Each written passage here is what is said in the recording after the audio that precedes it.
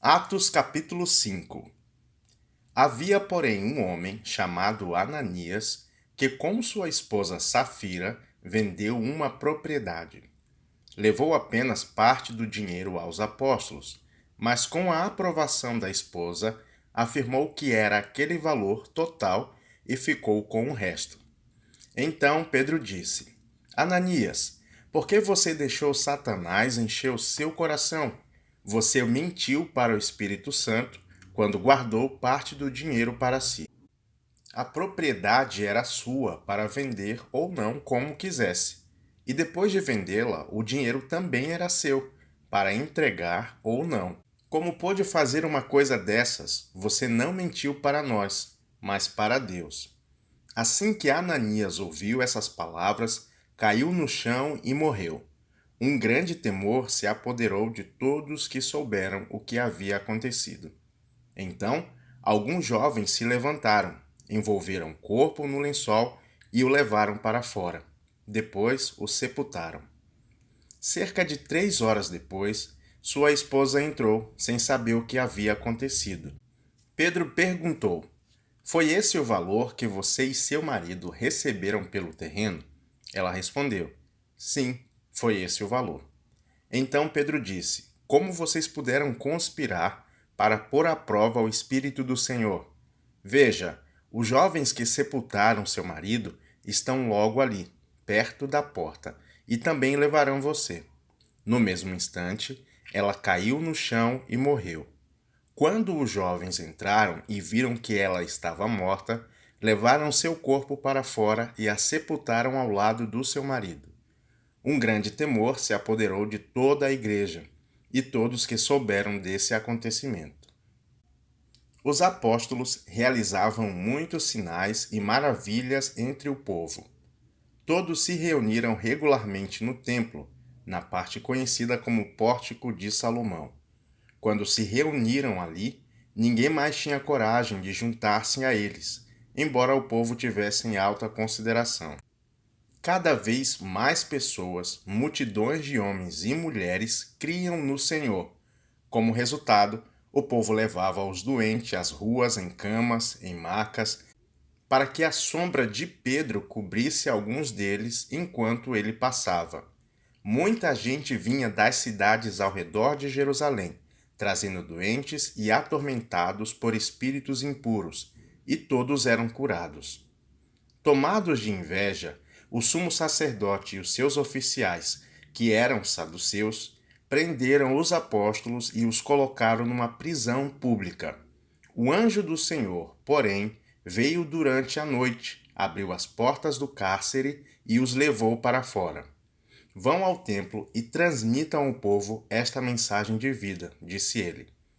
Deste modo, ao amanhecer, os apóstolos entraram no templo, conforme haviam sido instruídos, e sem demora começaram a ensinar. Mais tarde, o sumo sacerdote e seus oficiais chegaram. Reuniram o conselho, isto é, toda a assembleia dos líderes de Israel, e mandaram buscar os apóstolos na prisão. Mas quando os guardas do templo chegaram à prisão, os homens não estavam lá. Então voltaram e contaram. A prisão estava bem trancada, com os guardas vigiando do lado de fora, mas quando abrimos as portas não haviam ninguém.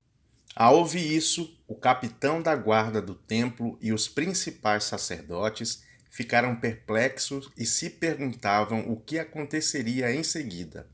Então, alguém chegou com a seguinte notícia: Os homens que os senhores puseram na cadeia estão no templo ensinando o povo. O capitão e os seus guardas foram e prenderam os apóstolos, mas sem violência, pois temiam que o povo os apedrejasse. Em seguida, levaram os apóstolos e os apresentaram ao conselho de líderes do povo, onde o sumo sacerdote os confrontou. Nós lhes ordenamos firmemente que nunca mais ensinasse o nome desse homem, disse ele. E mesmo assim vocês encheram Jerusalém com o seu ensino e querem nos responsabilizar pela morte dele.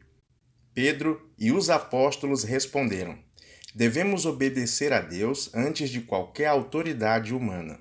O Deus de nossos antepassados ressuscitou Jesus dos mortos depois que os senhores o mataram, pendurando-o numa cruz. Deus colocou no lugar de honra à sua direita como príncipe e salvador, para que o povo de Israel se arrependesse de seus pecados e fossem perdoados. Somos testemunhas dessas coisas, e assim é também o Espírito Santo, que Deus dá àqueles que lhes obedecem. Quando ouviram isso, os membros do conselho se enfureceram e decidiram matá-los. Um deles, porém, um fariseu chamado Gamaliel, especialista na lei e respeitado por todo o povo, levantou-se, ordenou que eles fossem retirados da sala do conselho por um momento. Em seguida disse aos demais: Israelitas, cuidado com o que planejam fazer com esses homens. Algum tempo atrás surgiu um certo Teudas, que afirmava ser importante. Umas 400 pessoas se juntaram a ele, mas ele foi morto e os seus seguidores se dispersaram, e o movimento deu em nada. Depois dele, na época do censo, apareceu Judas, da Galiléia, que fez muitos seguidores. Ele também foi morto, e seu grupo se dispersou.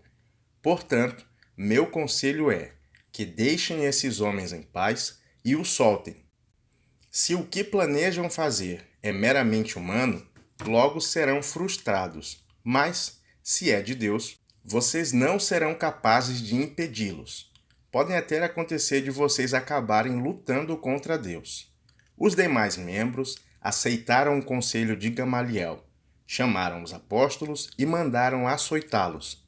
Depois, ordenaram que nunca mais falassem em nome de Jesus, e por fim o soltaram. Quando os apóstolos saíram da reunião do conselho, estavam alegres porque Deus os havia considerado dignos de sofrer humilhação pelo nome de Jesus. E todos os dias, no templo e de casa em casa, continuavam a ensinar e a anunciar que Jesus é o Cristo.